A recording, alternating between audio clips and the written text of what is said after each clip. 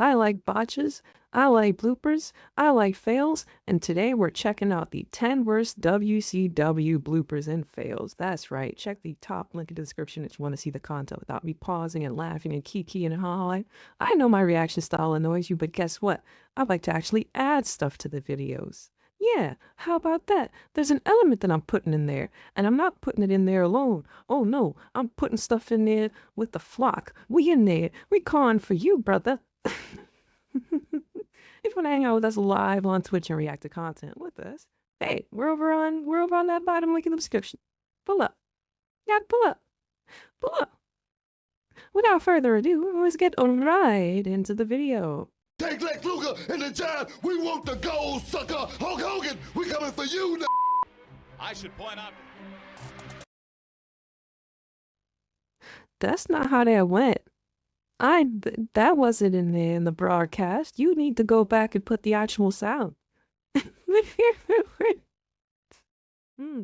Something wrong with that. You altered history with that.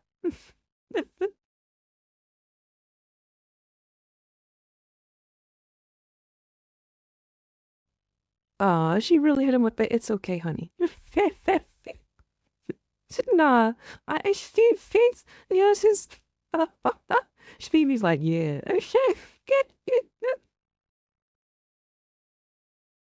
Yeah, I've never let that feet right in his face. But yeah, you gotta get facts.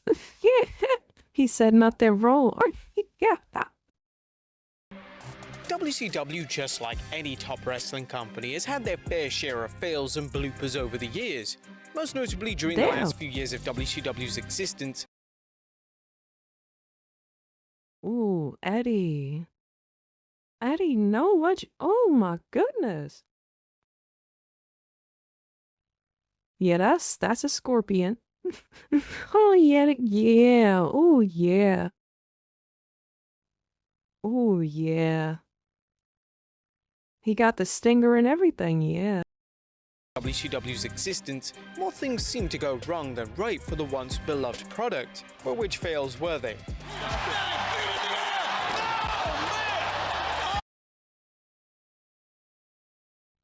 Yeah. Yeah, everybody had the same reaction to that. Ooh. Yeah, you coots. Ooh, my friend, what are you doing? Yeah, that, Yeah, I would have just played dead, bro. I would yo, I'd have just played dead. There, what match? That was part of the match. I was supposed to fall off that. Missed! Well, join us now as WrestleMania looks at 10 of the worst WCW fails and bloopers.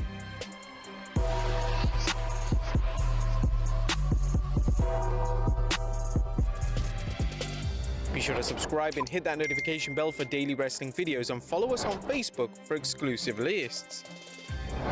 And I'm gonna look at the whole world, and I'm gonna say Vinny Fucci. Who?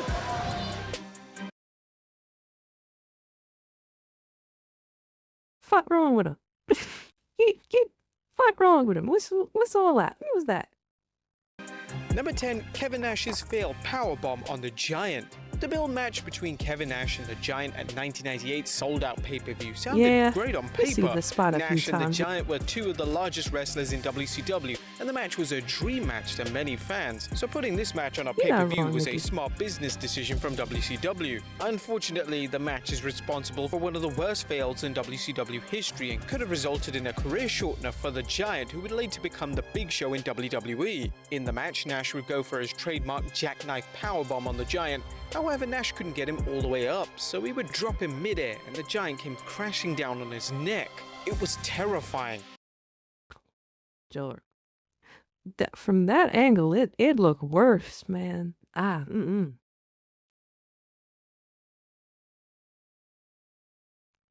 used to think of the power bomb as like, one of those moves that's really hard to fuck up or really hard to like hurt someone with. And then I'd seen the fucking clip of like Lesnar doing Bob Holly dirty. Fucking sand-eyed them. And this, Then you hear about the power bombs that paralyze people. Like, bro, I'm about to just be in there taking fucking Irish whips, bro. That's all you could do to me. I'm gonna run to the ropes. I'm gonna run out of breath. I'm gonna roll out the ring. I'm gonna wait till the referee counts to 10. I can't take no bumps with that. He would drop in midair and the giant came crashing down on his neck. It was terrifying. Luckily, the giant wasn't hurt. According to Nash, he had reservations about executing the move, but the giant insisted he did it and assured Nash that all would be fine. Nash also noted that the giant began to throw it backstage, but they would have had to go wheel to your the big ass hospital, out the arena. Indicated he suffered a concussion. It was kind of lucky that it was nothing more serious than that. Number 9, Chris Jericho almost dies. Now, the 1997 Halloween Havoc pay-per-view featured without question one of the scariest fails in WCW history. In a match between Chris Jericho and Guido, Jericho would go for a top rope Frankensteiner, a move that he was very comfortable in doing. However, on this occasion, it resulted in Jericho landing right on his head. It looked Oh my god, Chris! Oh shit. Oh wow. Yo, if bro did not bounce back up within like 2 seconds, I would have thrown the fucking X. There's no way. Joe. Fuck that, dude. Dude, that's not right. Wow. However, on this occasion, it resulted in Jericho landing right on his head. It looked absolutely brutal as a viewer, but somehow Jericho got up without showing any sign of damage. In Jericho's book, A Lion's Tale, he implies that his opponent possibly messed up the move intentionally as he was upset about the booking of the match. However, this has never been confirmed by anyone other than Jericho himself. Number 8, the blood misses Kevin Nash twice. It's well established that WCW in 2000 was a complete disaster. There's perhaps not a better example of this than the feud between Kevin Nash and the New Blood. During an episode of Thunder, Nash would be standing in the ring and a bucket of blood was supposed to fall on his head. However, it completely missed Nash. Now what?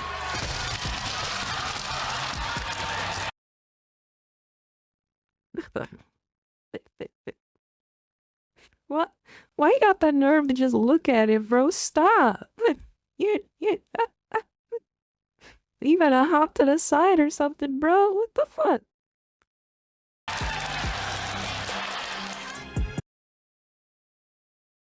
No, the fact that they tried to move the bucket over just a little bit. Watch the end. They definitely try to move the fucking bucket.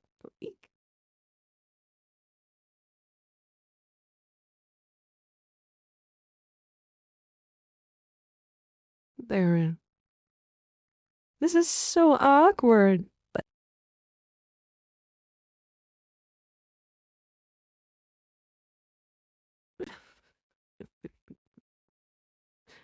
yeah, and then they school. Well, let me slide it over at the end. Oh,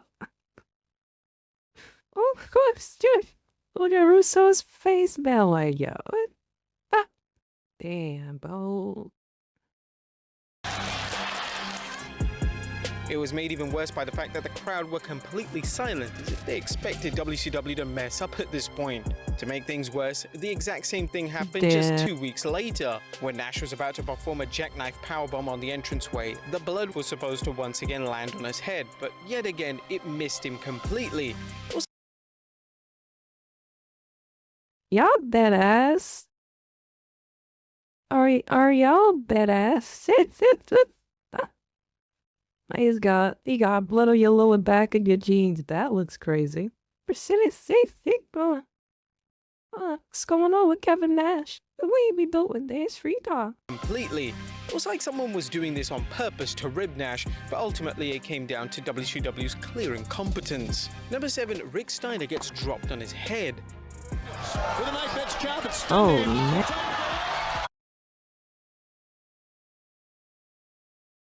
Stop the match. Stop the match. Stop the match. Stop the match. What the fuck was that? Stop the match. Stop the match. Chill. Stop the match. Yo, stop. Oh. What are we doing about that? What was that? Don't even try to do anything cool.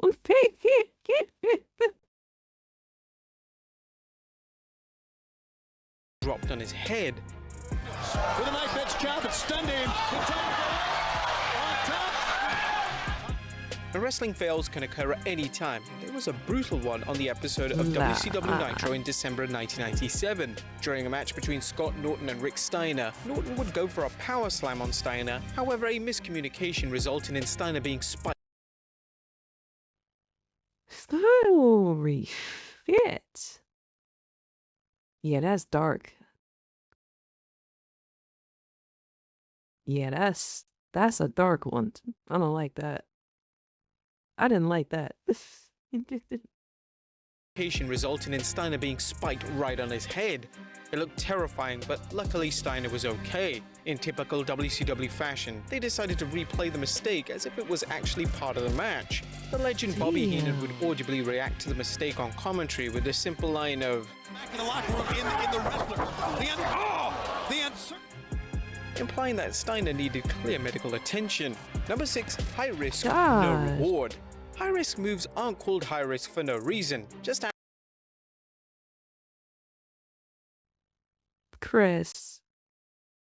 Christopher Jericho. Christian Jericho. Christoph Jericho. Christabel Jericho. High risk, no reward. High risk moves aren't called high risk for no reason. Just ask Billy Kidman, who perfected the shooting star press during his time in WCW. But on one occasion, it nearly ended in a serious injury for the former. Holy shit. Bean tried to take bro out with the kneecap right there. Yeah, Adam's apple is Adam's applesauce. You're done. Yeah. Yeah, because yay. Mark, turn you into Sarah Silverman. Serious injury for the former Cruiserweight champion. During a match on WCW Nitro in 1999 between Kidman and Lord Steven Regal, Kidman went for his trademark shooting star press only for his knees to land on the ring ropes and messily crashed right to the floor. Oh. Yo, that angle, that made me scared for Regal's jump. That shit was in the splash zone. That could have been a whole lot of foot coming. You look where the foot landed, bro. Look where he landed. Kidman almost broke his fucking leg. Yeah, that ain't right. That ain't right. That's fear. That's fear right there. Willem Dafoe meme looking directly up at the sky. Yeah, he's done. Crashed right to the floor. Luckily, Kidman didn't land on his head and appeared to be fine, albeit slightly dazed. It was clear that an audible was called at the time, and Eric Bischoff entered the ring to check on Kidman, and you could see Regal whisper something to Kidman, which Kidman responded to by rolling Regal up for the 1, 2, 3.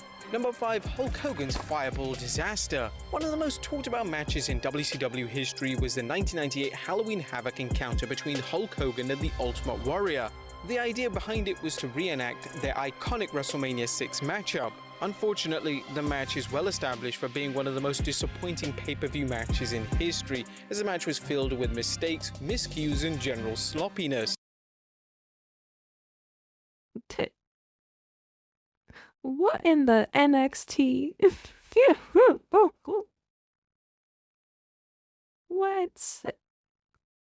What the fuck was that? One of them involved Hogan failing to throw a fireball in Warrior's face. Hogan. Nah. Bring that shit back. Bring that back. Good. Nah. Nah. Nah. Bring that shit back.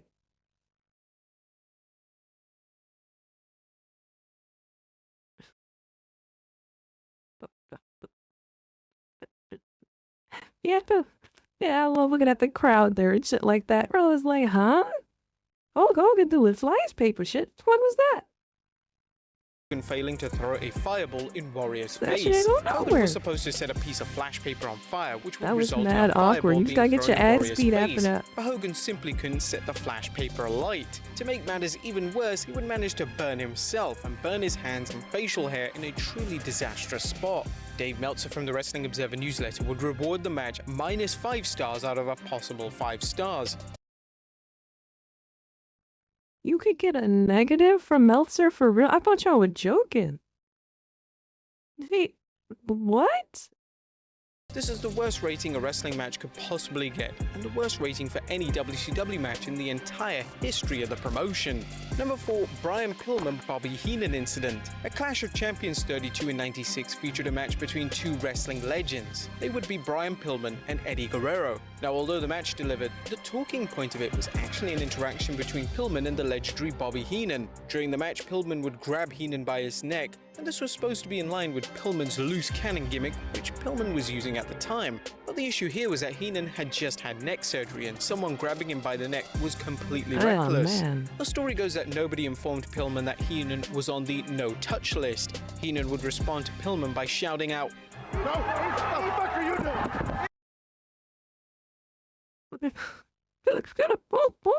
No. I mean, to be fair, warranted reaction.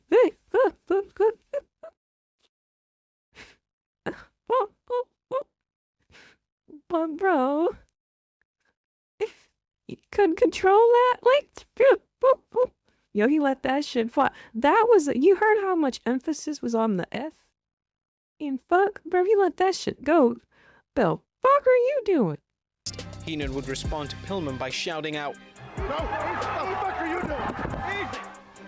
Heenan would later apologize on air for his language, and everything seemed to be okay between the two men. Heenan would later reveal in an interview that he mainly put the blame towards WCW for not informing Pillman of his neck surgery, and how he simply couldn't take any form of physicality. Additionally, bro, Heenan went to states the that back, he didn't don't know it was fucking touch Pillman me. at first, and initially thought it was a fan grabbing his neck, which would explain the sudden outburst. The at the time WCW president Eric Bischoff would discuss the incident on his 83 Weeks podcast and will reveal, No, he said, what the are you doing on live television? Now, we probably had a 5-second delay or a 7-second delay, so we might have been able to cover that. Watching it back, you clearly heard it. Bobby, and you could see his anger, his fear, more than anything, really showed. Camera was on him. They did what they should have done. They're catching it as it's happening. And then Bobby came back. But if you watch Bobby throughout the rest of the night, every time somebody got near that announce table, there was one point when I think Giant had Hogan outside of the ring, or maybe they were outside next to the announce table, and Bobby, as soon as he saw them coming in his direction, on goes the jacket, he goes around. As soon as they left the announce table area, Bobby came back and sat down again. So it clearly had a big effect on Bobby, but it was live TV, and it's unfortunate because it was real, and it was real fear on Bobby's part because of a real injury, but it also made for really good television. Number 3, Goldberg puts his hand through a car window for real. Now, although Goldberg was one of WCW's biggest stars, there was always a sense that Goldberg took himself far too seriously as a wrestler, and his serious injury in late 1999 was a clear indication of this. On an episode of Thunder, Goldberg would chase the NWO limousine in the backstage area and was supposed to smash the window of the limo with a metal pipe. However, for whatever reason, Goldberg decided to put his forearm right through one of the windows. It sliced Goldberg's artery, and the cameras would stop rolling as he needed to get to the hospital as soon as possible, or he could have bled to death. Goldberg would miss 5 months of action thanks to his reckless act, and this couldn't have come at a worse time for WCW, as they needed someone of Goldberg's star power on their roster during an incredibly difficult time for them creatively and financially. Number 2, Sid's promo. Sid Vicious has never been known for his promo ability, and one promo that fans associate with Sid in WCW would be his promo that he cut back in November of 1999. Sid would have a promo exchange with Kevin Nash to build towards their I mean, he salvaged that the best way he could. That was looking fugly. That shit was looking fugly. I would have had to go for a Styles Clash, bro. Yo, fuck it, new move. I would have definitely called it like Cena too. You would have heard me shouting from the front row, Styles Clash.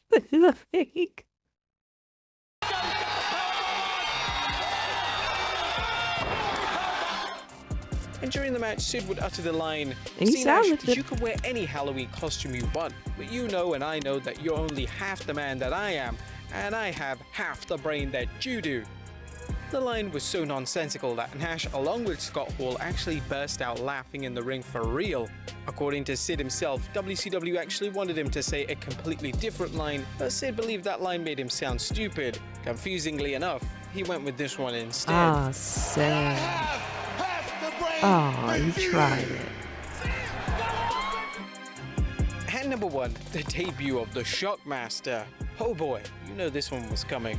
Now, the Shockmaster's debut in WCW has been coined as wrestling's most infamous debut due to how much of a fail it was. And for those who aren't aware, the Shockmaster was portrayed by a wrestler who went under the name of Typhoon and Tugboat during his time in the WWF, and in 1993 he decided to sign for WWE's rival company, that being WCW. Oh, you're right. Hey, what? You klutz. Oh, but a lovable klutz, I must admit. Their plans were for him to debut as the Shockmaster and make a dramatic entrance on the Flair for the Gold, which was an interview segment hosted by wrestling legend Sid Ric was out Flair. here, bro. But of course, it Bad didn't go juice. to plan. In the segment, Sting and the British Bulldog would be confronted by Sid and Harlem Heat, who wanted to know the identity of their partner for their upcoming tag match. Sting then stated, "All I have to say is our partner is going to shock the world, because he's none other than the Shockmaster." The Shockmaster crashed through the wall wearing a Stormtrooper helmet, which was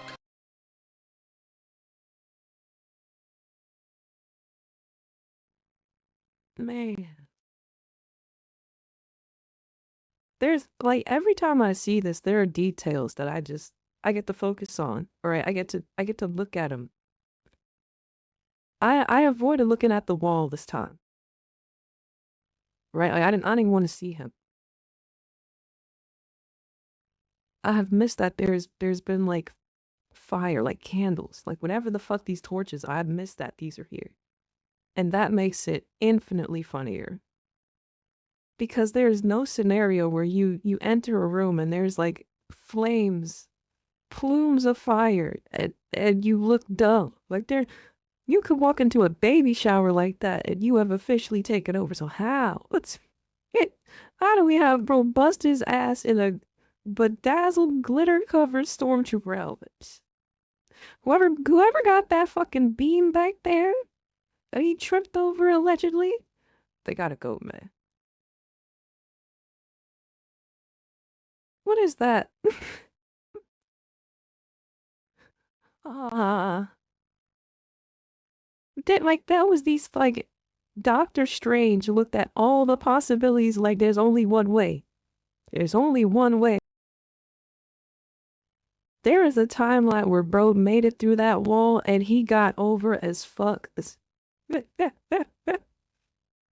I wanna go there, bro. I wanna go there. covered in silver glitter. He will fall right on his face. Yo, that makes it so unfair that the...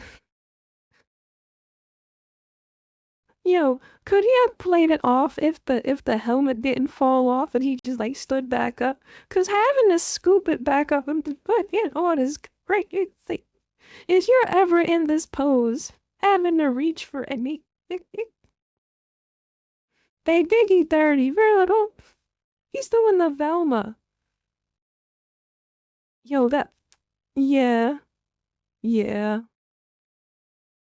Cause what would he have done in the ring? What would that have been? Does he have to take the helmet off? Like, I want to know what the rest of the angle was gonna be, right? What was gonna happen in this little bit? Yeah, he's gonna get over next to him, you know, puffing up his chest, take the helmet off like it's your boy.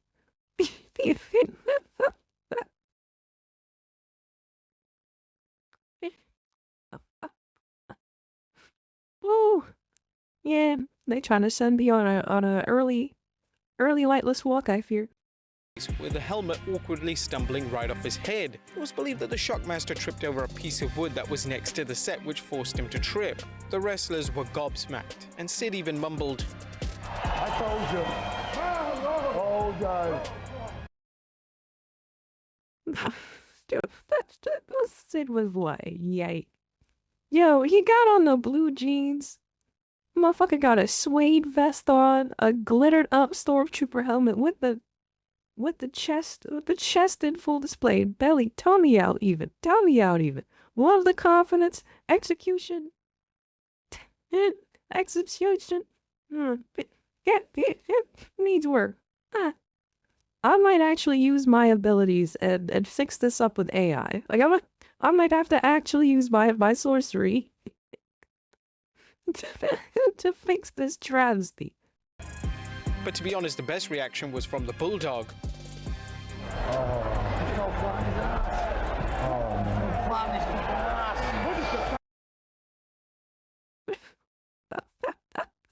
Come on, Bulldog.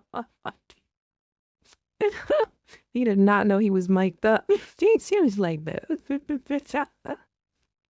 Oh my god. Ah, that was a good laugh. That was great. Fantastic. Mind you, we've seen the Shockmaster like 30 times on the channel already, bro. It don't get less fun. Go, I just fucked up. It's fucked up. Either way, thank you for hanging out with us. If you made it all the way to the end of the video, I'm checking right now. If you made it all the way to the end of the video, you better comment "caw" somewhere in the fucking comments. Show loves the original upload of the content as well. Click that top link if you want to hang out with us live on Twitch. Click the bottom link. We hang out here. We have a good time. I'll see you in the next video unless you're weird.